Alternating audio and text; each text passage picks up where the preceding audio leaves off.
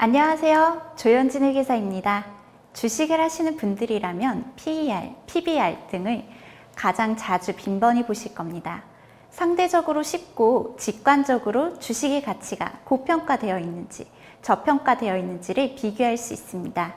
오늘은 먼저 여러분과 PER에 대해 알아보겠습니다. 집중! 기업의 그해 성적표가 바로 당기순이익입니다. 주주가 가져갈 수 있는 실적이죠.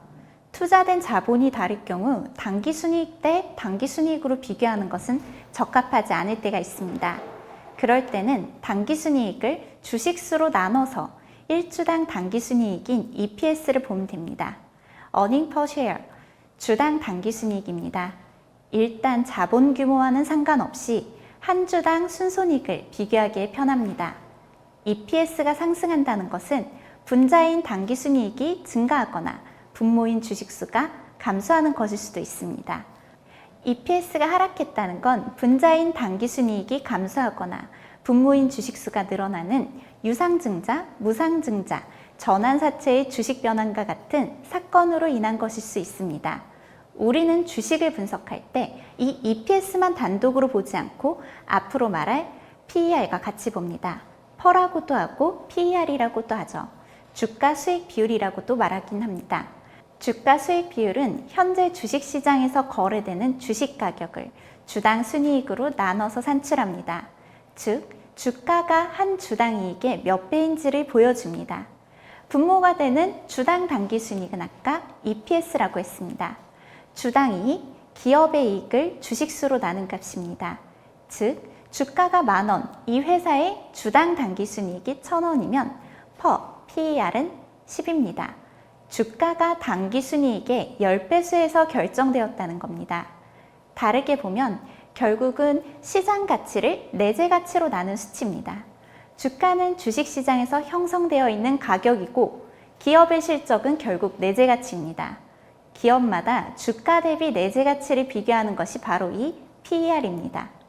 주주의 목, 한 주당 순이익의 몫은 재무관리에서 회수기간과도 연관이 있습니다.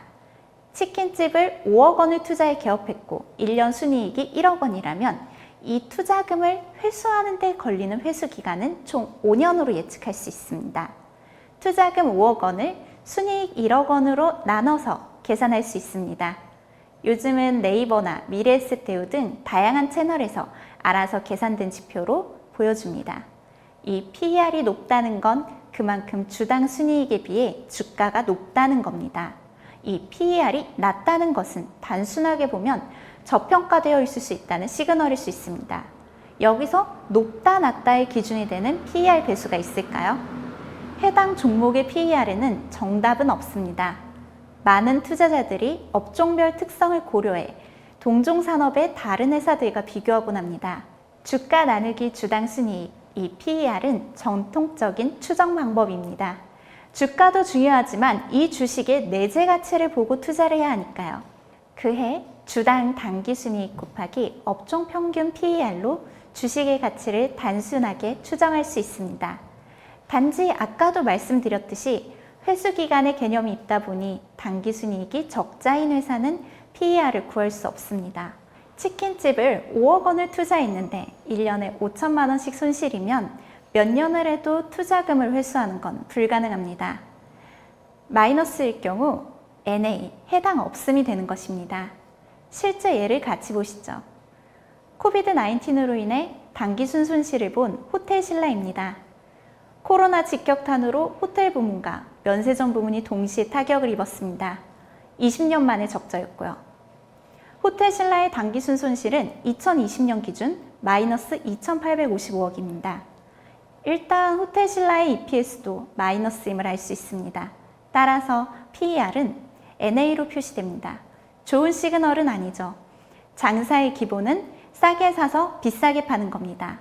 저 PER 주식을 사서 보유하다가 파는 게 주식 거래의 기본입니다. 하지만 동시에 사람들은, 적어도 투자자들은 바보가 아닙니다.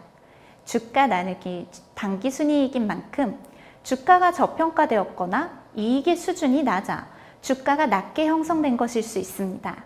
단순하게 일시적인 이벤트로 당기순이익이 커졌으나 주가가 그만큼 따라 상승하지 못하면 일시적으로 PER은 낮아집니다. 내재 가치 대비 시장 가치가 낮다는 건 기업의 경쟁력이 악화될 것으로 예상되어 투자자들이 낮은 평가를 한다는 겁니다. PER이 높다는 건 내재 가치 대비 시장 가치가 높아 비싸게 가격이 형성되어 있다는 신호일 수도 있습니다. 하지만 다른 측면으로는 기업의 이익 수준이 높아 투자자들이 높은 평가를 하고 있다는 신호일 수 있습니다. 현재의 실적보다는 미래의 성장력, 가치를 봐서요. 대표적인 혁신 기업인 네이버와 카카오의 PER을 보겠습니다. 네이버의 PER은 4에서 5 사이로 동종업계 8.7에 비해 낮습니다. EPS도 98,182원으로 주당 순이익이 상당하며 PER 기준으로는 4년에서 5년 사이에 회수가 가능하다는 이야기입니다. 카카오의 EPS는 687원으로 동종업계 PER이 8.7인데 반해 카카오의 PER은 215입니다. 시장에서 카카오가 네이버보다 EPS가 낮음에도 불구하고 상대적으로 높게 주가가 형성되어 있는 이유는 투자자들이 비즈니스 플랫폼 카카오의 성장 원동력에 더 주목하기 때문입니다. 다만 이 경우는 카카오가 가진 지분 가치, 자회사들의 가치가 반영돼 주가가 높다는 걸 의미하기도 하며 단기 순이익이 낮아 PER이 높게 보인다는 시그널이기도 합니다. 오늘의 낮은 단기 순이익이 내일의 높은 단기 순이익으로 바뀌면 PER은 점점 낮아지고 안정화될 수 있습니다. PER은 단편적인 지표입니다. 주가가 단기 순이익 대비 몇 배수에서 형성되었는지를 직관적으로 빠르게 보여주는 지표라는 장점이 있습니다. 하지만 주당 순이익이 전년도 기준으로 산정돼 주가와 비교되기에는 분자와 분모에 시차가 존재한다는 겁니다. 그리고 순이익에는 일시적인 이익이 포함되다 보니 왜곡될 가능성도 있습니다. 또한 단기순 손실일 경우에는 NA로 산정되지 않는다는 불편함이 있습니다. 즉, 평가가 불가능합니다. PER이 몇 이상이면 높다 낮다의 기준이 없는 것도 명확한 한계입니다.